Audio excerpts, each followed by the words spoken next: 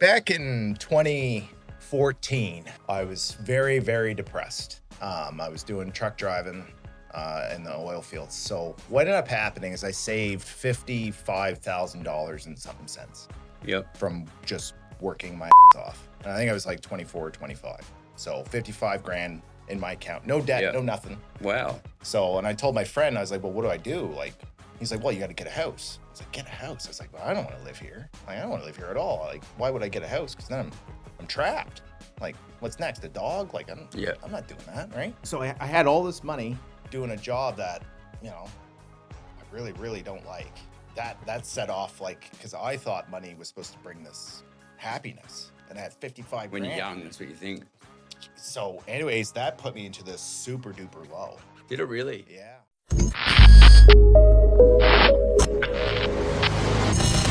So a little intro, met Gordy, 2 days ago in the cafe where I live.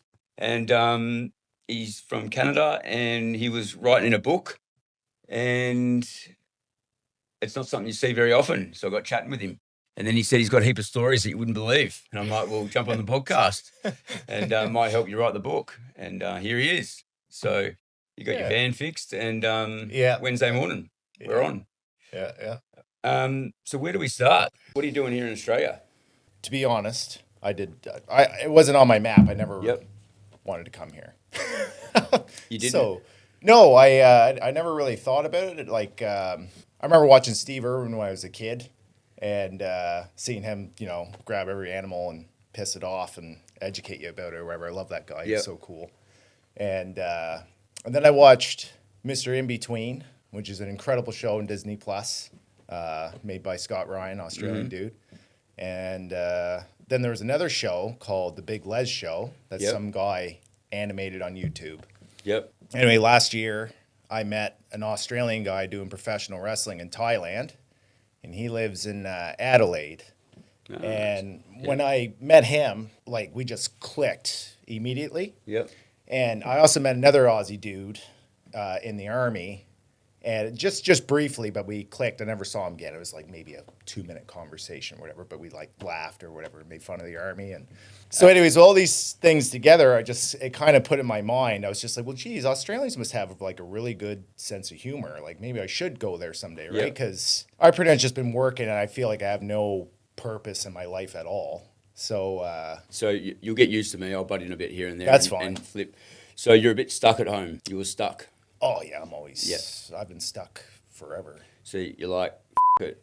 All these signs about Australia. I'm gonna go check it out. Yeah, that's pretty much what happened. So one day, like I lived in the woods for a couple of years. Just I avoided off the grid. Yeah, I avoided people forever. Oh like, wow! I just didn't want to see anyone. How was that? Talk to us about that. It was good. Yeah, it was super good. I did a lot of psychedelics and talked to a lot of trees, and I guess worked a lot of things out in my mind. And I think after a year, I thought to myself, maybe I should start put myself into society again. And So doing the psychedelics, was it personally for yourself, or were you doing it with someone, or was it to do work? All by myself. Yeah, to do work. A bit of both.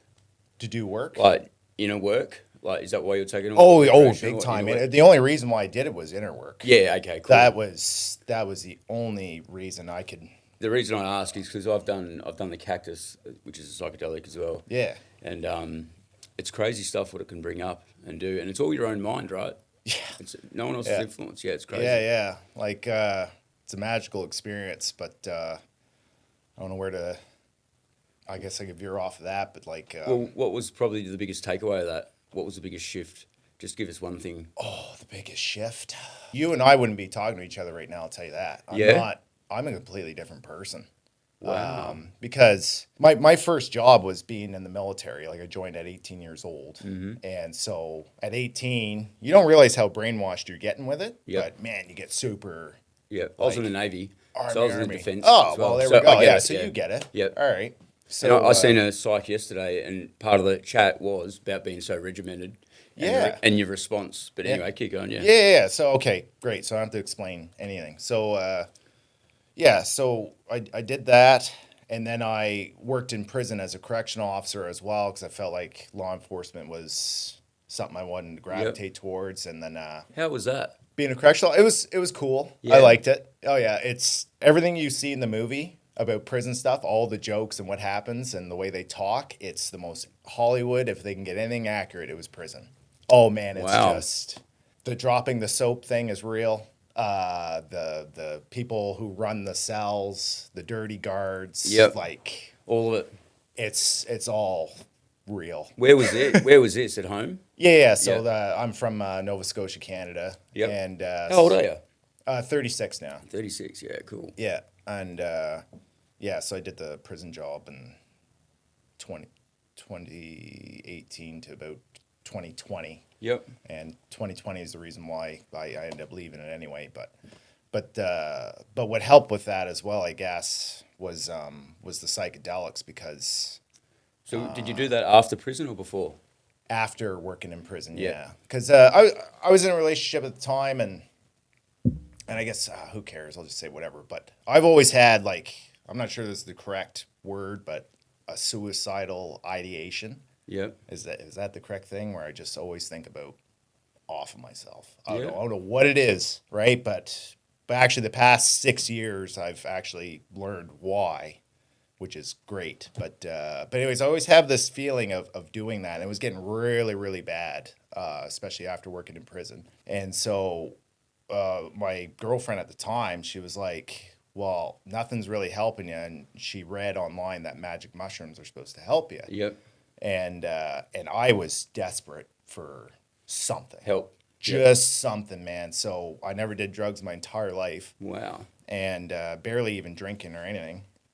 And so then I found some website online in Canada that said, we'll sell you a package of mushrooms. They like mail it. And all the strands were listed and explained what it's going to do to you.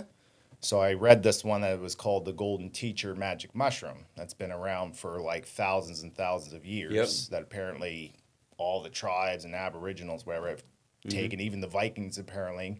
And apparently the Vikings, like if someone was born crippled, they would just give them these golden teachers, and then they would tell the Vikings, okay, we need to go do this now, and use them as like an oracle type Wow. of thing. Yeah. So anyways, I bought these. So you learn a lot as well before you even did it. Oh yeah, I had to read. I didn't know what I was Yeah. getting myself into, and then it came in the mail in this beautiful little package, and I opened it. I had little So directions to you, tell so you. you had no guidance, nothing. You just done it off your own. Yeah, I didn't know what to do. All I knew was I was sick, Wow. and so anyways, I had this bag. It was 5 grams, and I didn't know what you were supposed to do or how much to take, so I just ate them all. And I waited for my girlfriend to go to work because I heard it's like 6 hours or something that you're not even on this planet anymore. So I ate this 5 grams and I remember it was like kind of a rainy day and I started cleaning my apartment up. I was like, well, maybe I should start straightening up my apartment. And about 30 minutes went by and I was like, well, these aren't doing anything. Like this is stupid. And then about 40 minutes, I was like, I need to go lay down. And Wow. so I went and lay down in my bedroom, and then the walls started breathing. And I remember I had my notebook out to write something, and all I put down was like "holy," Is that it? and that was it. That's all I put, "holy," exclamation point, and that's all I could put down. And then I was off in this beautiful world. And then everything that's been in the back of my mind was just pulled right in front of me, and I was dealing with it Wow. right then and there. How long to go for? How long was I gone for? Like, Yeah. I think it was about like 10 hours, 12 hours or something. It was a long time. Like the sun was up and the sun was down. Like Yeah. it was. When I done the cactus, that goes for, it's a full 24 hours, but it goes for, the actual cactus goes for about, the trip goes for about 16 hours. Oh, that's crazy. Okay. No, And then mine like was similar, baby stuff. like, well, you went for 10, 12, so that's a lot. That's a lot. Oh yeah, it was my first time, and it was awesome. Probably one of the best things that ever, because I've gone to therapy, and I've taken medication, and I've done all this stuff, and like I just It's all our mind, right? Our feeling in our mind. yeah. But then once I did that, it was like. What come next? So you done that, and then Yeah, one of my thoughts I had was like being army and whatever and correctional officer, one of the thoughts was, this is man-made, right? Like this is not a spiritual thing. This is just a man-made thing, and you don't have to impress anyone anymore. You don't have to, because I guess my biggest thing was trying to be like, oh, I do this, oh, I do that, and try to, I guess get validation, right? Yep. And that just went right out the window, man, like gone. And so after that, I was like this new person that, like, I don't know who I am. I still don't. I'm still trying to figure it out. So how many more times did you do that? Oh, a lot. Yeah. It was funny because one of the trips I had was the bad trip. And the lesson was do not abuse these. Do not abuse them. Only use them when you're sick. And I was like, okay. But that was a horrible, horrible trip. There were skulls all over the place. The sky was mad just at on me. that, right? I learned something about that. So the guy that I go to the cactus with, I've done it twice. He's a shaman or whatever you call them, right? He done it 15 years ago, 4 weeks in a row. He really needed it because of mental health addiction and whatever, right? And then we're talking about the whole bad trip. He goes, I don't believe there's such a thing as a bad trip. He says, because it's your own mind. It's just where your mind's going at that point when you do it. Because every time you go, it's all different, right? Yeah. My first time was probably the biggest impact, like what you were talking about before. Yeah. But he goes, I don't believe there's a bad trip. So he manages it, right, overnight, and groups of people. Yeah. And it's like, he's like, it's your mind. That's all it is. Like all of it is. Like even what you said, it's coming from your mind, right? It's not the the mushroom or whatever. It's whatever's in here. And it really, like, I never thought about it like that, right? And then I learned a lot from that, and a lot about being in your own space was probably the other piece I learned about that. Being okay with being by yourself, and that from the first time, and that shifted. It's like self-respect and self-love and all that stuff. Yep. And he taught me what it really meant, that piece. Yeah, they were the two bits I got out of it, but let big knots out, like crazy stuff happened the first time ever. And I done it alone, actually. I didn't go to a group. Yeah. And I pushed 4 big knots out of my body, went back to childhood, went crazy. It was amazing. Yeah. And I loved it. Yeah, I got through a lot. Well, one thing that was holding me back was, this is kind of a long story, but I can make it short. Yeah. I'll make it short. Yeah. So when I was 12 years old, I was making like bacon and eggs for my mom on Mother's Day. Mm-hmm. And the phone rings, and it's my grandmother, and she says, Cassie is dead. It's my sister, right? So I'm like, okay. And I thought, like, my family's crazy. So I didn't believe my grandma at first. My grandma's still going. She's like on cocaine and stuff, and she's like 78, still going.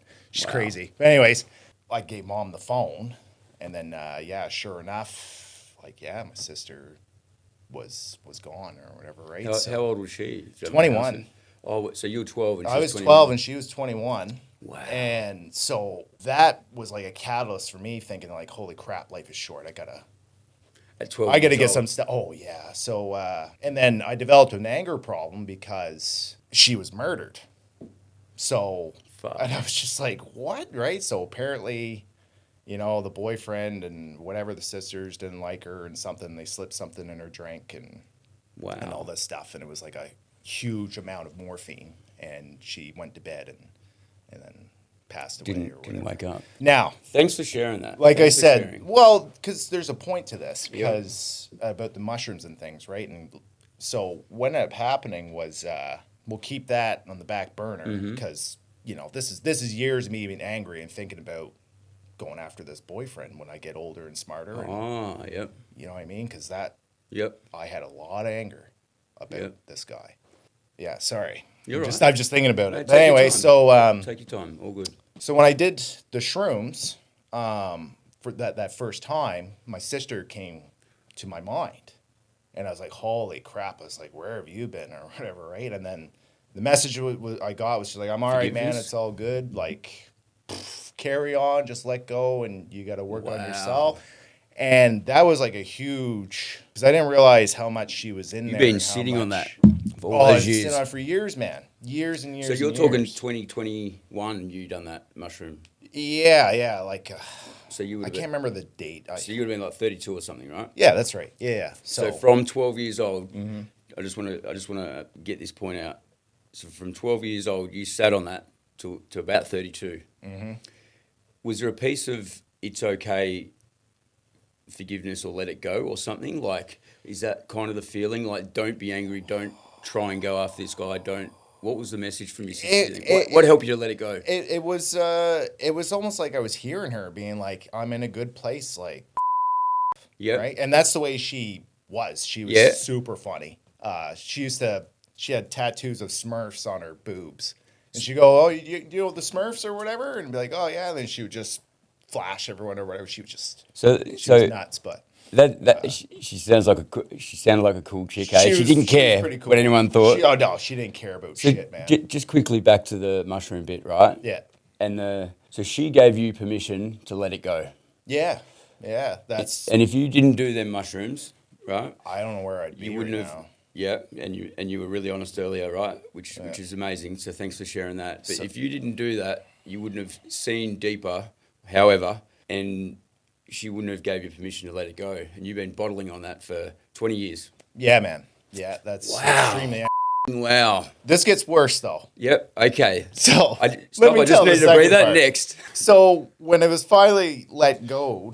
Yep. Right. So 2020, everyone was locked down. So everyone was bored. So I got thinking, like, I did that, and I was like, murdered. I was like, well, maybe I need to look into this and see what's going, like, because, I was working in prison, and I was like, well, all these guys are caught, and, and I was like, so how? Oh, so he hadn't been caught. So how come this guy's not caught? Yeah, no, it was just, he wasn't arrested or anything, right? They just ruled it as a drug overdose accident or whatever. So I got thinking, I was like, well, I need to look into this. So I called the Toronto Police Department, because that's where she was living at the time. And I said, look, I want to look into my sister's death. How do I do this? Like, I see it on TV all the time, right? So, and you kind of understand that. And I have an idea about it now from the corrections, right? Yep, so prison.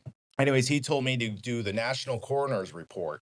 And so he sent me the form. I forget the guy's name, like his proper name. His name was Jason, this constable.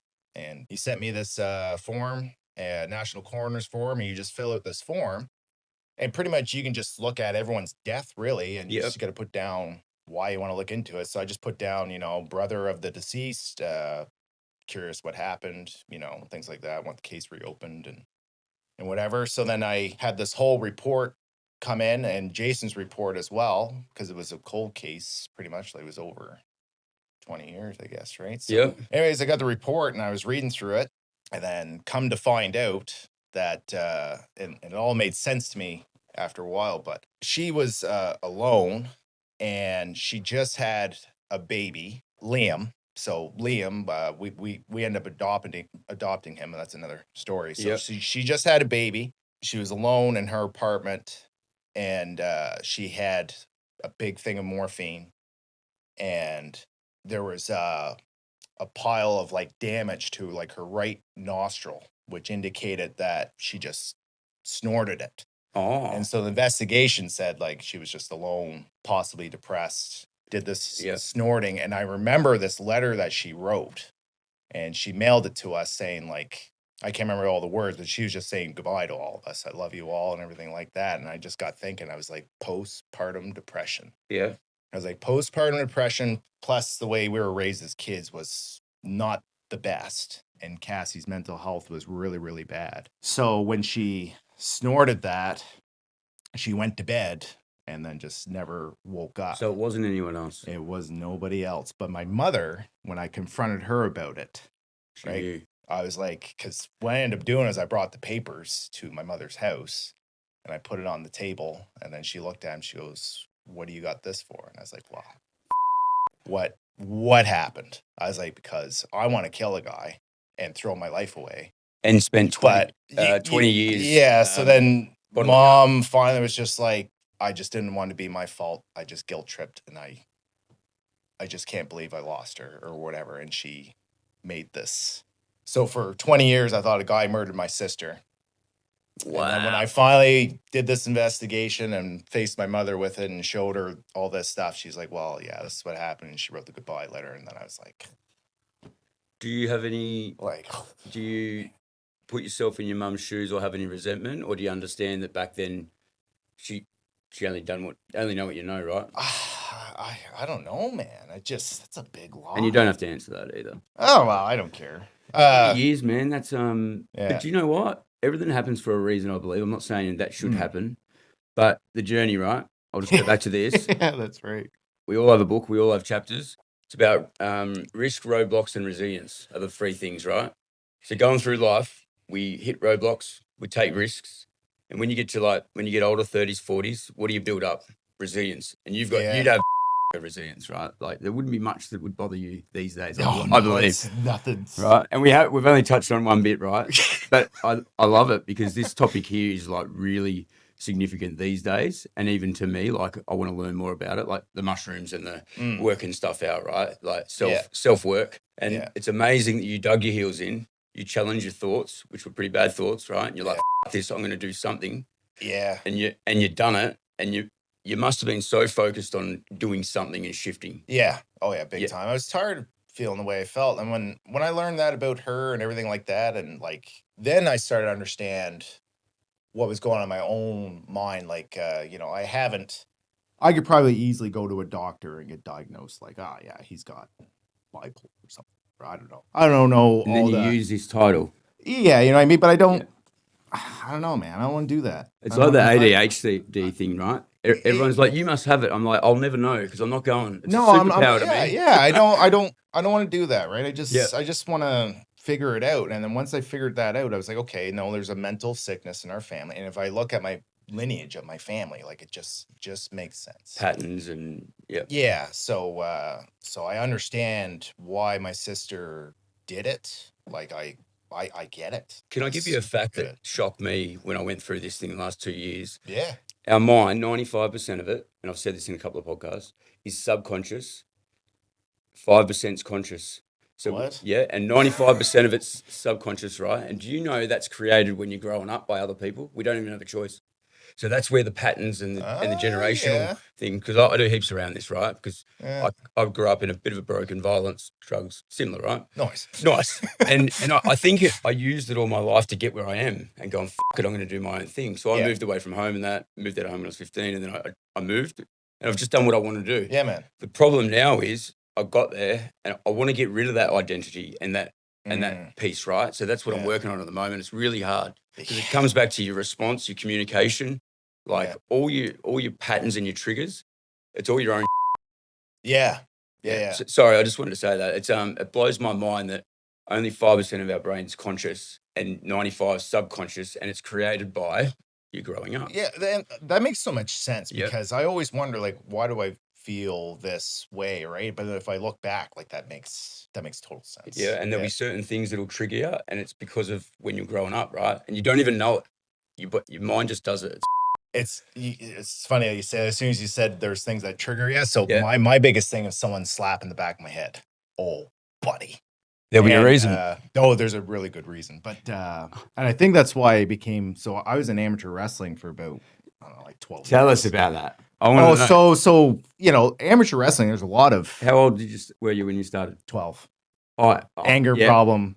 But it helped you get through probably at that point. Oh, man, amateur wrestling was incredible. Cooking breakfast at that point, right? When you're cooking breakfast and you found out about your sister, sorry to bring it up again. Yeah. And then you're wrestling, that would have helped you get through your mindset so much. Yeah. Well, and I grew up watching professional wrestling. The Rock. How good were you at it? Steve Austin. Amateur, how good were you?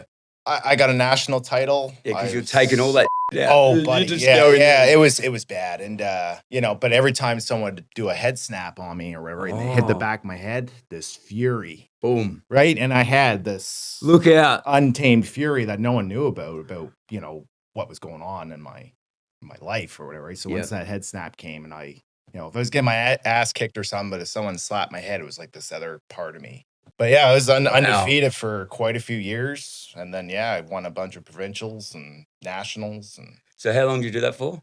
So I think I competed for 7 years, and then I coached for 7 years. So 14. That's what I did.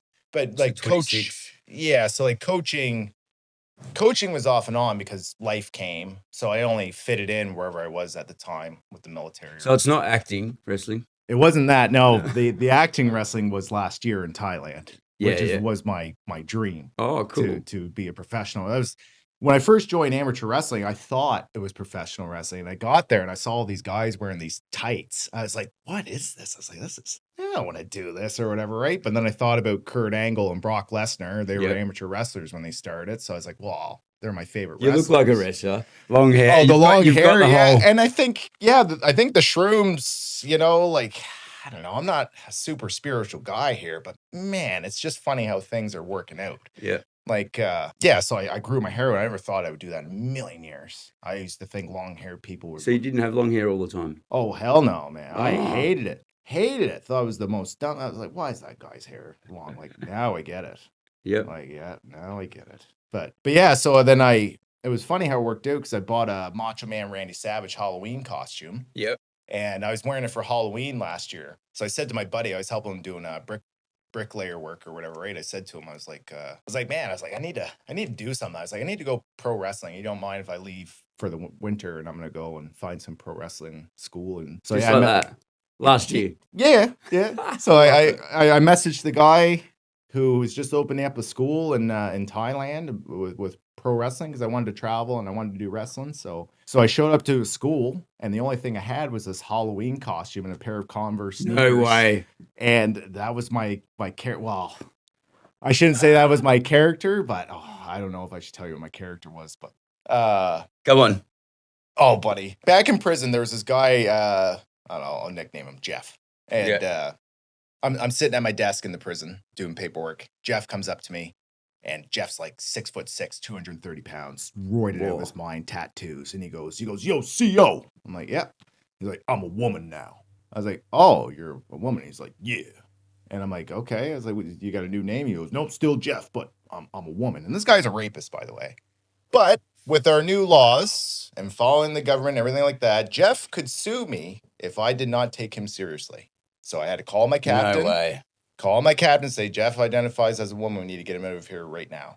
And we have 72 hours to get him into a psychologist right away to make sure Jeff is really a woman. So anyways, we had to transfer him to a women's prison. This big giant. No way. Oh, yeah, man. It's.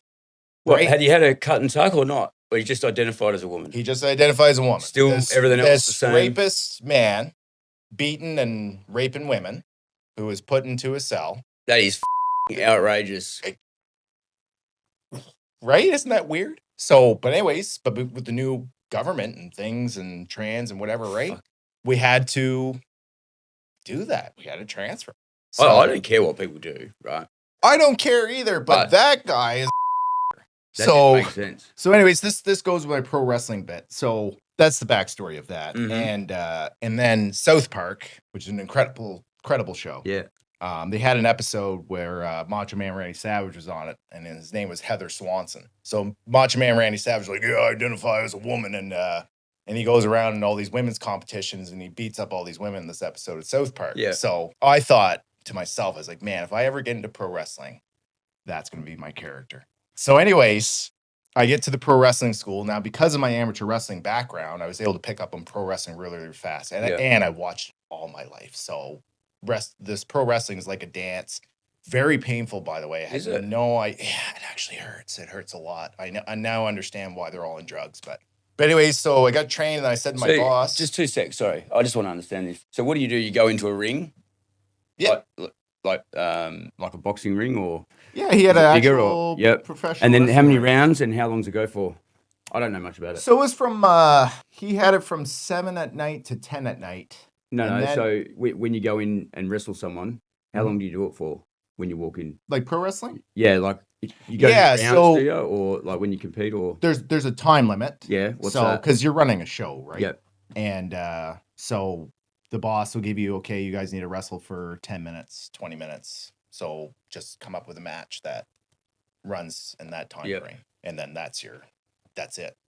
So he just gives you the time, you wrestle towards that, get out, and then the show goes on. That's pretty much how we did it. And so I told my boss about this character. I was like, look, man, I got this. I said, I think I should have this character. I want to name him Macho Tran Gordy Savage.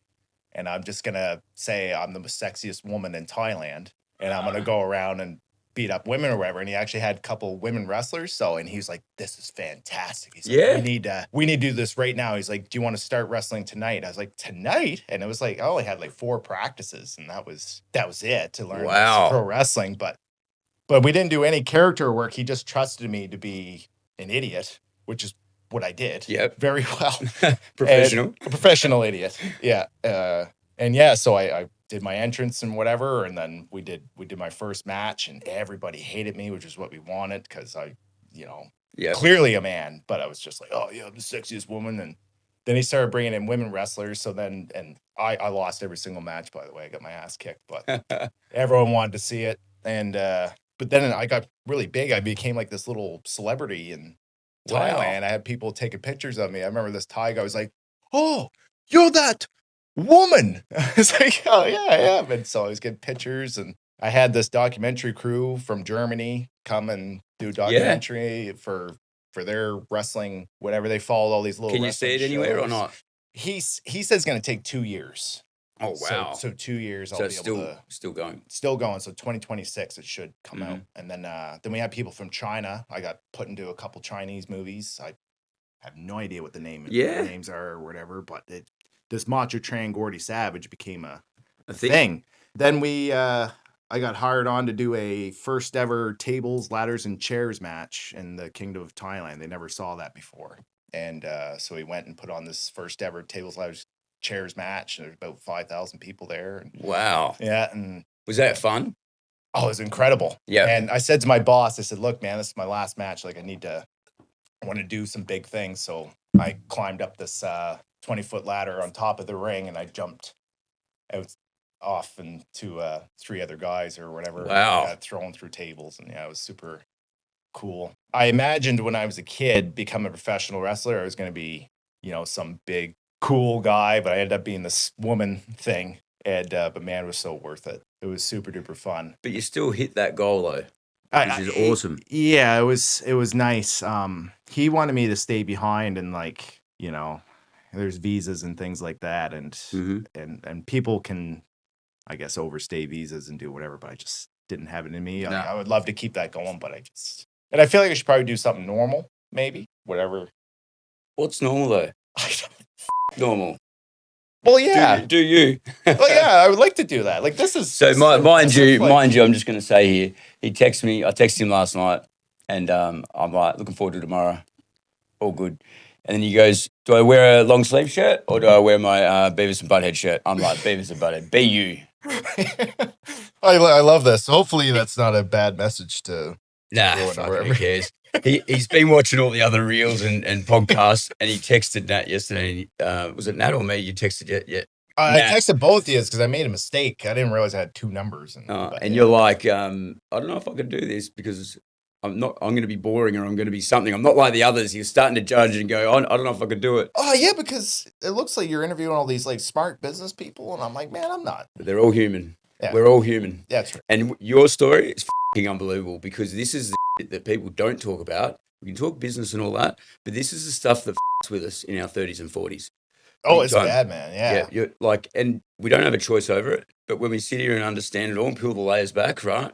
Yeah. And look at all the roadblocks, all the risks you take, and the resilience you got today, it's f***ing amazing.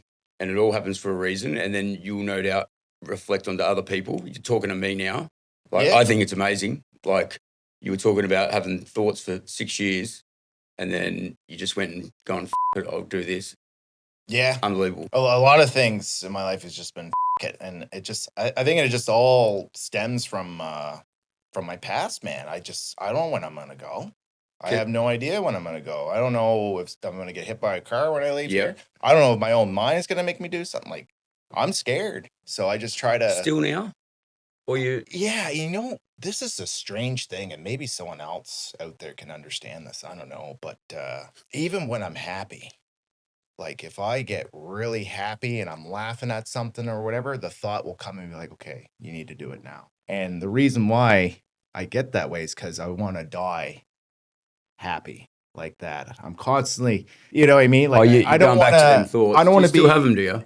Oh, all the time. Like, yeah, the magic mushrooms has definitely alleviated it, and I can still recognize what I need or whatever. But sometimes I get in a really, really low area. But I'm able to dig myself. But you understand it. Yeah, but the understanding has allowed me to, like, even here in Australia, I've probably 2 or 3 times I was getting bad, and I was like, no, man, you just need some more sleep, or so maybe you just need to go to the gym. And the gym is, man, this Revo Fitness.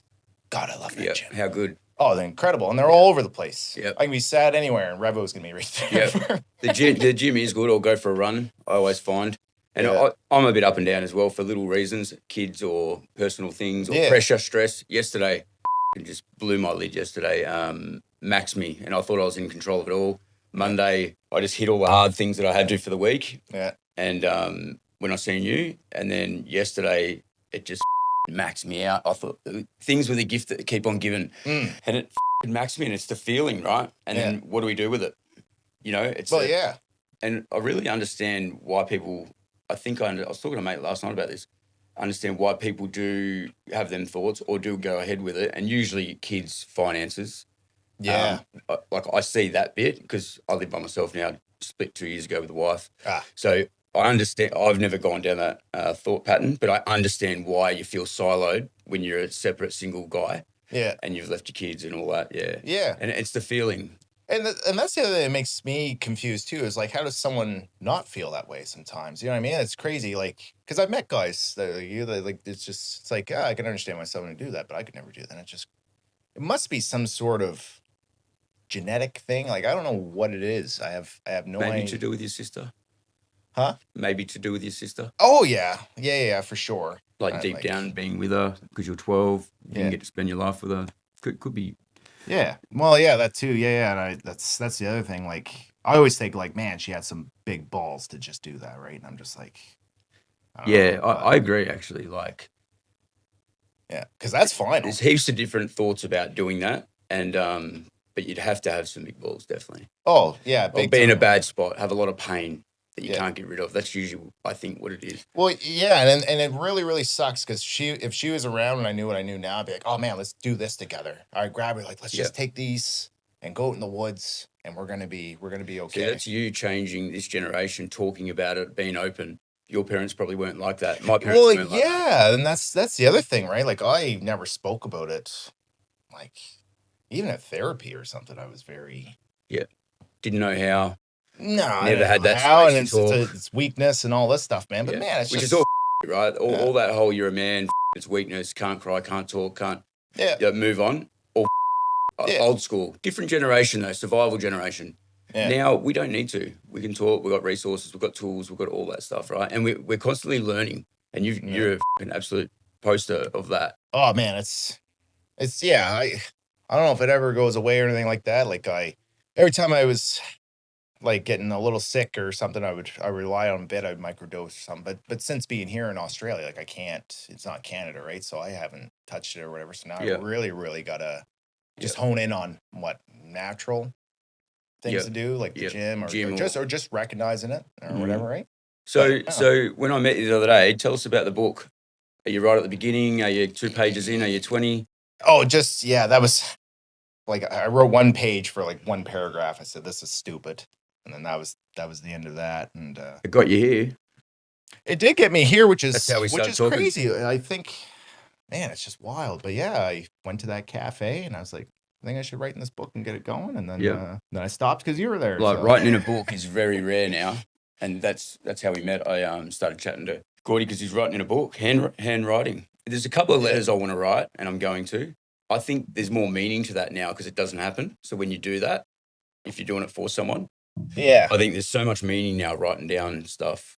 And like, absolutely. And like in the back of my mind, I want to leave some sort of legacy behind of something, right? And I always enjoy helping people and making them laugh and things like that. So I thought I would just wrote my thoughts down. And what I wanted to do was just, I wanted to pretty much create a YouTube channel of just all the things I've done, and then just read out of the diary. This is how I was feeling during this time, and then show all the clips of whatever I was doing, pro wrestling or whatever. That's pretty cool. Things like that, and then at least I know I left something behind, maybe for my little brother. Well, my nephew, technically, but my little brother can read it. So So you still talk a lot? So this is the interesting thing, which I guess we got to go right back to the start of the conversation. Why am I here? And I left off at the Big Les show. So, do you ever watch that show? No. Okay, you don't have to. But anyways, it's funny. It's a cartoon. Yeah. I don't know. I never thought I'd ever watch it, but I did. And anyways, in this cartoon, they have these monsters called chumas that are Mhm. coming and attacking people and whatever, right? But anyways, I was doing shrooms, of course. I was in a yurt at the time in the woods, Mongolian yurt. If you know what that is, I can Google it. Yeah. I know it's like a cool little tarp. So, anyways, I was in Yeah. this yurt, tripping balls, going through a bad trip, and out of nowhere, in my mind, I went, "The chumas are coming." And I started laughing and laughing, and I laughed so hard. And I was like, I should just go to Australia. So I took out my laptop and hotspotted off my phone. High as Did fuck. ya? Yeah. And I did the working holiday visa application, and I just booked the flight. Just Random. all right there while high in shrooms or whatever. I was like, yeah. And then I just kept laughing. I was like, the Australians are so funny. And then, yeah, like 3 days later, I get an email saying like, yeah, you're accepted for the working holiday visa. And then I booked the ticket, and I was like, well, guess I'm going. Wow. And then, the other thing that I did, because I'm trying to figure out who the I am, Yep. I just left, and nobody knows. And Do they know you I now? deleted all my social media and everything. ya? This is my first real social media Wow. presence since like 4 or 5 months, but I vanished. So how long ago did you come to Australia? 4 or 5 months. October. Yeah, Yep. October 26th is when I landed. Where'd you land? Perth? Brisbane. Brizzy. And I hated it. So Yep. How long did you stay there? 1 week. I won't get into why I hated it. It was actually for all the wrong reasons. I just whatever. But Yep. But my buddy in Adelaide, I did keep in contact with him, and he said that Perth, go to Perth, you'll have a better better people there and things like that. Better So, experience. I'm not too much of a city dude, and Brisbane was cool. Don't go to Sydney or Melbourne then. Okay, I never heard about that. But yeah, I came here and I really, really liked it. But yeah, I just left. I left. Like, my mother doesn't know. My father don't know. I was going to ask about your father. My friends don't know. Nobody knows. So I'm just. So what's your thought around that? Like, do you have a plan or not? Or you just taking every day as it goes, and whenever you feel like it, you'll let them know? Or yeah, that's pretty much it. I'm taking it as it goes because I just need to figure out who I am. So usually when that happens, other people will be like, "How come? How come?" But really, you're doing it for yourself. Yeah, That's what and people need to realize. I'm just tired, and like I get easily swayed by other people's opinions, and I feel bad. Yeah. You know what I mean? And then when I feel bad, I feel really bad, and I don't Yeah. want to deal with it anymore. So now this is literally That was my your way of dealing with it. This is literally killing myself without killing myself. Yep. If that Yep. makes sense. You know what I mean? You don't like that you did it, but you didn't want to go through the whole, getcha. Good on you. I couldn't do it, right? So I'm just trying to We need to send, probably, this might be the clip that you tell your parents. what? Like this podcast, Yeah. that part of that podcast, that might end up being the bit. You're explaining it to them. Well, yeah, that's 'Cause it's on video, right? yeah, that's true. Yeah, maybe Up to you, but I'm just saying. Oh yeah, well, whatever. We'll talk about it, I guess. But you know, and in Australia, it's really big on references and things like that or whatever, right? And it sucks because I just want to let go. I want to let go of all that. Like, I just want to prove myself without references and things like that. That yeah, I'm a good worker, solid, honest. What's been your main occupation through life? Oh man, We've just done different things. I've done stunt driving, correctional officer, soldier, truck driver, youth at risk, worked at a corner store, golf course, ran a campground, And done mushrooms. bricklayer. Yeah, bricklayer, laborer. Yep. Just everything. The thing I always wanted to be, though, was be a school teacher. Always Wow. wanted to do that. And coaching wrestling was kind of what inspired me to do that. But then I kept thinking that being a school teacher was going to later on in life because, one, I don't know, like it's government dictated of what you teach the kid. And two, AI is around the corner. And I feel like a kid's just going to go to school and listen to some Terminator 2 robot. It's all changing, isn't it? Yeah. So as much as I would love, like I love teaching and instructing and helping people. And normally in the jobs I've had, I've got promoted to a role of mentor. Like the leader piece or the coach piece. Yeah. And I love it because I can see. You know what I've thought the whole time? Since we've been talking and you've gone through your journey, right, and where you're at, and now you say that you love teaching, is what about the stuff that you've had to deal with and teaching other people how to deal with it? Like, like you're pretty open about it, right? And you're still Yeah. dealing with it. I think everyone still deals with stuff. There's no light switch for any of this stuff, right? Yeah. But just understanding the childhood and the pieces together and then getting to the bit, managing it, right? And understanding it. And then you're still doing that now. Imagine getting someone else to be on a similar page instead of going down the rabbit hole or, you know. It's funny because I'll read stories, you know, either online or sometimes I'll grab a newspaper if they're ever around and I'll read and I'll see someone that committed suicide or something like that. It just, nothing really bothers me. Like nothing, like even people call me names or whatever. But for some reason, when I read about someone taking their own life, I'm like, man, I wish I could have talked to them or something. Right. But, you know, I don't know. So your channel and everything you're going to do, right, and write your book, that will educate and hit home. That's why reality in people's lives and personal brand and all that stuff matters, because if it's authentic, which you're very authentic, you will hit home on a couple of points with someone, one person even. So I'd even say do YouTube, get Insta, start fresh, not your old stuff, and then just even record and talk to it like the start of it. Don't try and get it perfect. This is why I took 3 years. I tried to get it perfect. Just start, write, talk, thoughts come. This is how I done this. You will make an impact. You will teach and coach. So what was your it moment then? Like, because for what?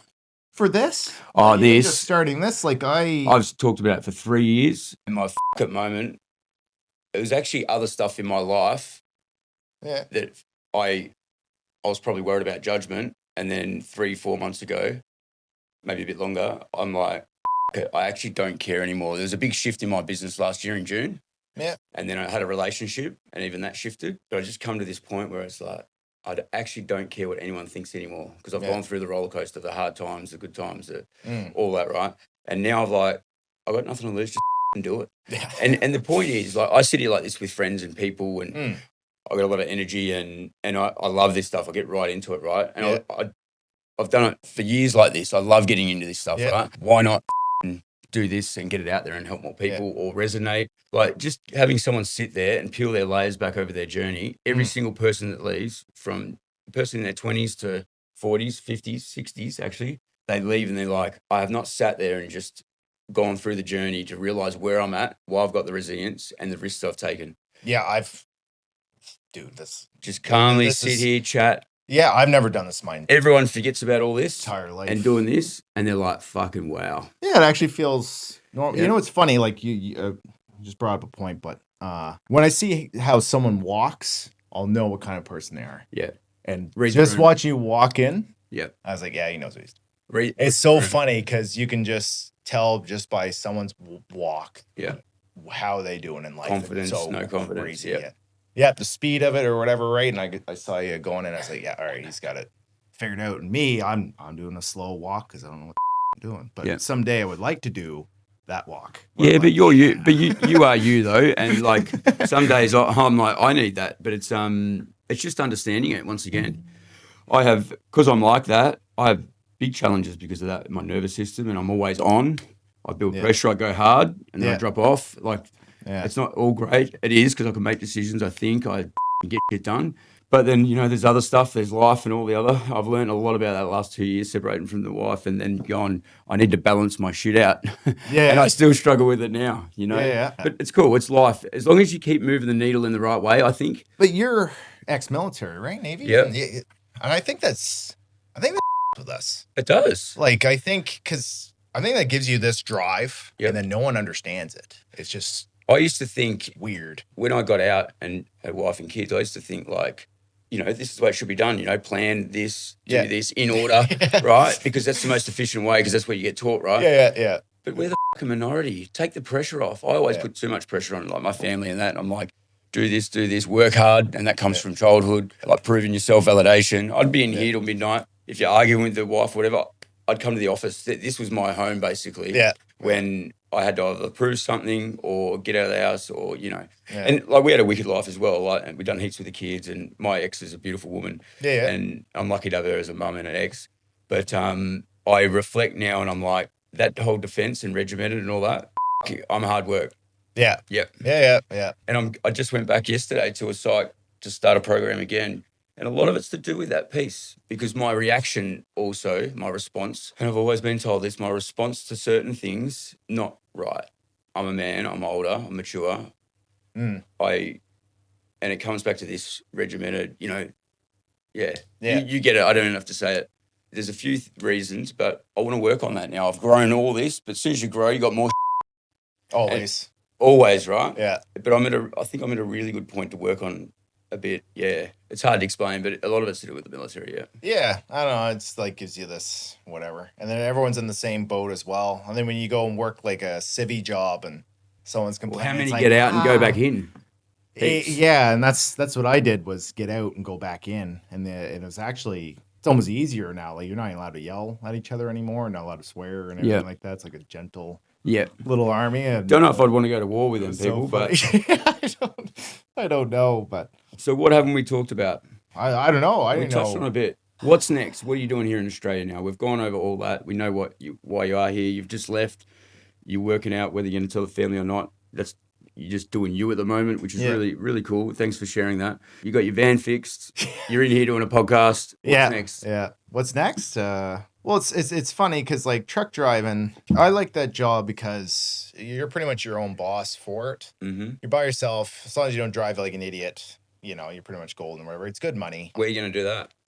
I just got a job offer this morning to go and ping rep or something. I don't know. I don't know how to pronounce it. Yeah.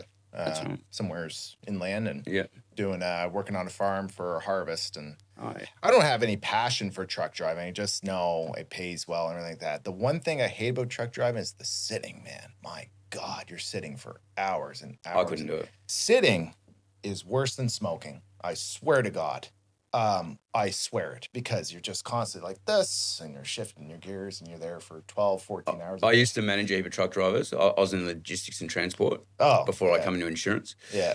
And I used to always say it was worse than kindergarten because they've got too much time on their hands, truck drivers. And then they'd be like, this bit of the seat's broken or the radiator doesn't work. Like they might drive 10, 12 hours up north or something. And they've got so much time on their hands. Oh, yeah. I'd take my hat off to them, though, because I don't think I could do it. Oh, it's brutal because you have to love the road. But I think some of these not good on the industry, but I don't know. Where do you look? Right there. Sorry, truckers. Anyway, but some of them, I think their brain is rotted. Because I remember I just got out of the army and I got my buddy's actually the one that got me into the oil fields, doing oil and gas stuff, driving trucks and things like that. And the army, how regimented it is, chain of command and all that stuff. You don't, someone's above you, you don't, whatever, right? So then I go to my first ever like civvy job out in oil and gas, and everyone's telling the supervisor to go themselves. I'm not fucking doing this, right? But I remember, so I just get done like learning about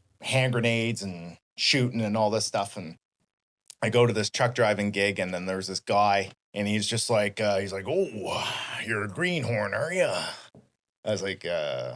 I was like, what's a greenhorn? It's like, oh, that's when someone's new to the industry. You're new to trucking, aren't you? And I said, yeah, I'm new to trucking. He's like, oh, buddy. He's like, I've been trucking now for 30 years. Yeah. And I was like, oh, yeah. That old chestnut. Yeah, so he's like, yeah, you ever drive a 15 double over? I was like, 15? He's like, oh, let me tell you something. So you got a shifter, right? You go from first to second to third to fourth. Flick the splitter, and there's a second shifter. And then right now he's thinking that I must be blown away, but I'm like, okay. And he's like, so you go to the second shifter, you go from fifth to sixth to seventh to eighth. I'm like, yeah, all right. He's like, well, here's the crazy part. When you're downshifting, you got to go from eighth to seventh. Do you feel how bored you are right now with that story? That's another thing I think I have to let go.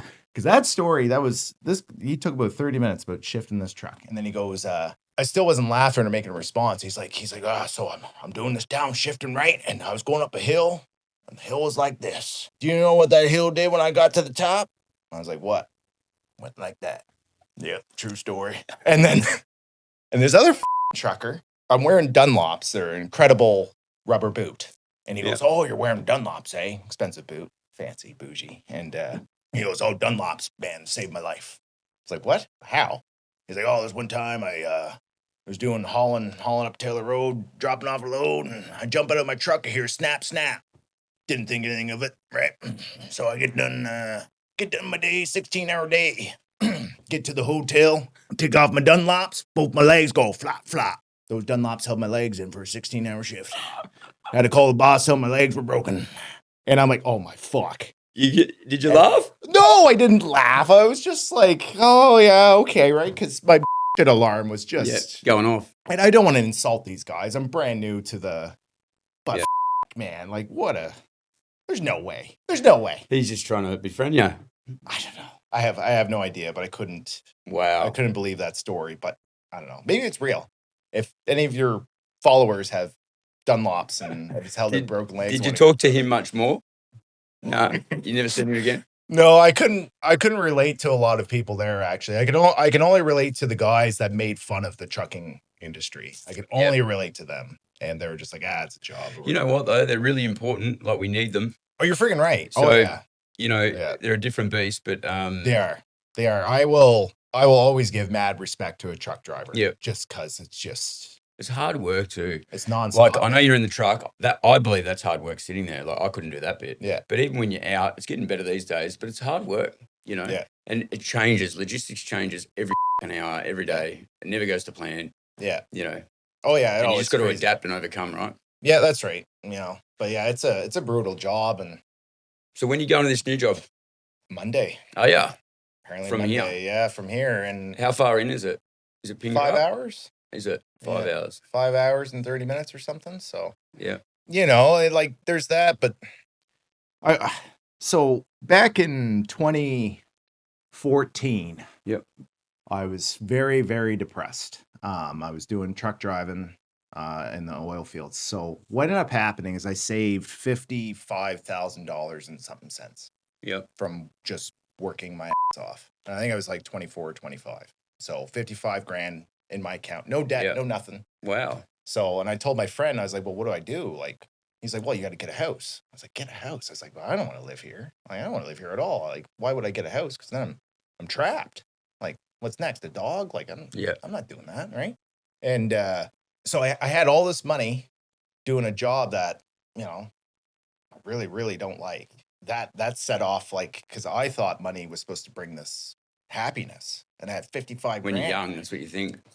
So anyways, that put me into this super duper low. Did it really? Yeah. And then I went and did something, and the paramedics saved me. Oh wow. And they're, people, the only person that knew that, no one knows actually, but the only person that knew that at the time was my buddy that I said, I have all this money. Like, what do I do with it? And he said, buy a house. And then I just went and tried to off myself. Wow. I wrote a note leaving it to my little brother and all that stuff and everything like that, because I didn't know what to do with it. They could figure something out. I don't know. He ended up, I had an apartment at the time, but he said, maybe you should move in with me, and just, and he actually took time off of work and everything, and your buddy stayed with me for. Wow, how good. Yeah, it was awesome. He's such a good guy. And I still, like, I'm not, like I said, he doesn't even know I'm here. Doesn't he? No, nobody. Wow. So that happened. And then I just thought, well, I'm going to take my money and just do something with it that maybe I'd enjoy, because I was just so wrapped up in, what do you call that? Keeping up with the Joneses? Yeah. Trying to be like everyone else. Yep. So I ended up taking the year off of work, and I paid for my own education. I got a diploma in health, wellness, and recreation, because I thought maybe I should be like a fitness instructor or something. Yeah, so I spent like $20,000 on that in this private school, and then rent and all that. And then I traveled to Thailand and got a certificate in teaching English as a second language. Wow. So I always wanted to be a teacher. And so anyways, I got this diploma, and maybe you'd be able to relate to this because you're doing this stuff. I was training people, and not in bodybuilding, because I feel like that's a whole other animal. Yeah.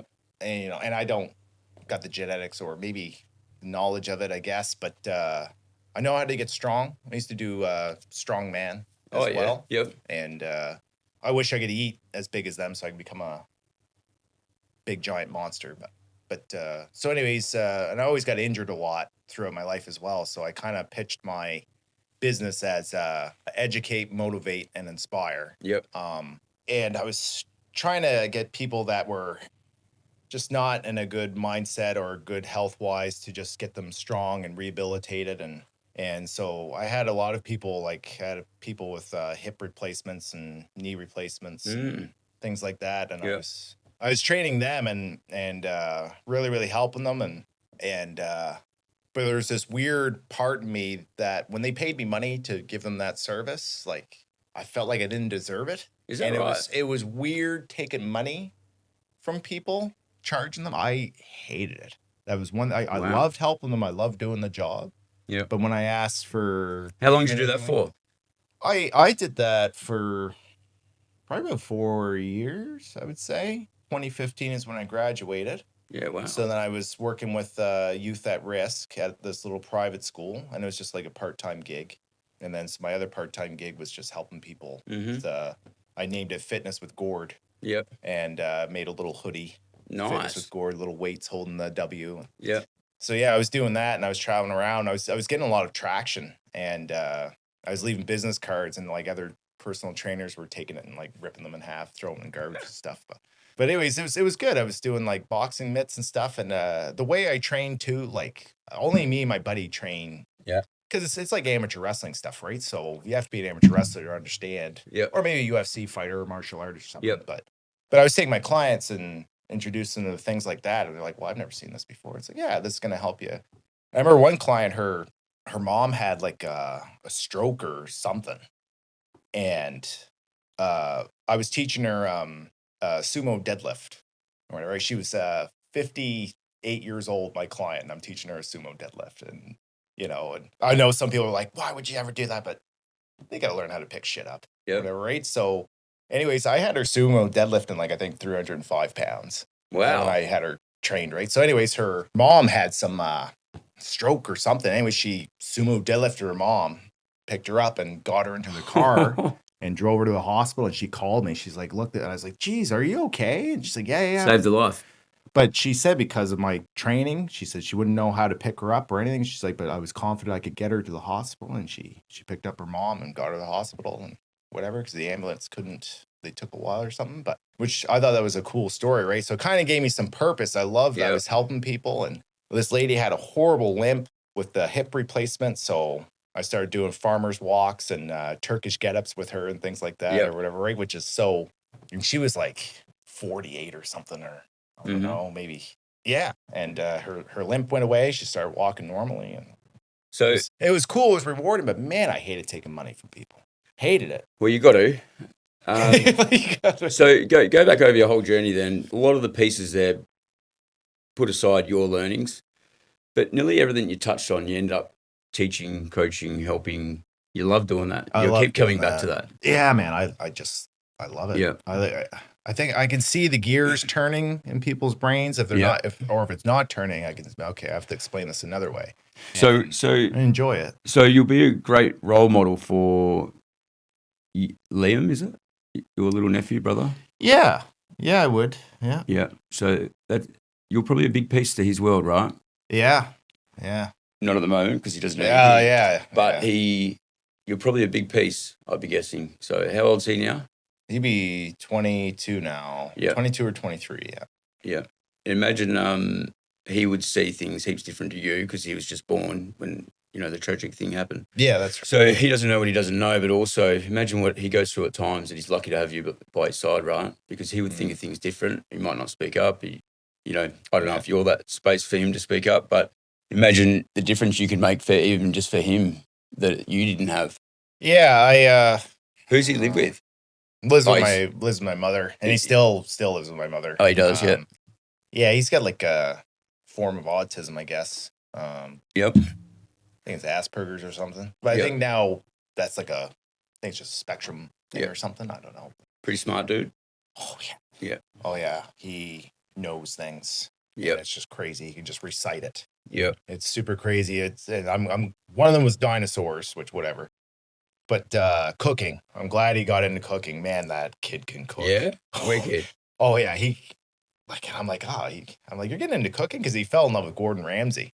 He finds Gordon Ramsay super funny, swearing and whatever, right? But he listens to Gordon Ramsay, and man, that kid can cook. Yeah, wicked. Oh, it's crazy. Like and it's like dishes that you'll hear about in a restaurant or something, right? And man, sometimes I would pay him to. So he's passionate about it, loves it. He's super passionate about it. Yeah, he loves it. That and video games, of course. So. Yep. I suppose we've gone through a fair bit. Go back to my question. We've gone through a lot. Sorry, man. No, it's wicked. I love it. You're probably the only one that stumped me. Like I can piece and go back, but you've gone into a lot of stuff, which is awesome, and it's already kind of pieced together for me. But from today, go back to my question. You're going to do this job. Where do you reckon you'll be in 3 months or 6 months? You're just going to do this job and take it as it goes? Yeah, I guess so. Like, not to sound insensitive, I pretty much came here as a joke, really. Yep. And then, but since being here and working here and stuff, I was like, man, it'd be cool to call this my home and do it. I like the lifestyle here. I like the people. Yeah. How long you let us stay for?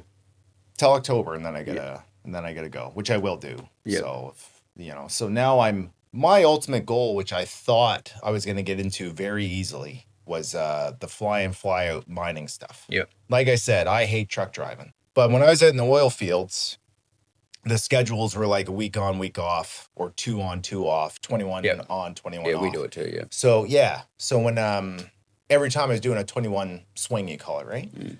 Like, I knew in 21 days I had, it was Christmas every single time. And I would be happy at my job. So you like that? I love that. I love it. And but when I know that I'm doing like a 5 and 2 or 6 and 1 truck driving, I'm like, oh man, it's brutal, right? Because there's not really a reward. So how long is this one for out there? A couple of months or a month? Yeah, it sounds like this is like a 6 or 8 week job, right? Yep. And I think that should be good. Be That's cool. good. I like the farm, right? Yep. Farm life, hauling grain and things like that. It'd be good. And my reward will be it's done in 6 weeks, and then I'm gonna go and see some things, right? But yeah, I thought the mining gig I'd be able to do that just because I got the FIFO experience and all that. But sounds like you just had to have a beer at the right time at the right place. A lot of it is that in WA. And, which, you know what, I can't get mad at that. That's pretty cool. Yeah.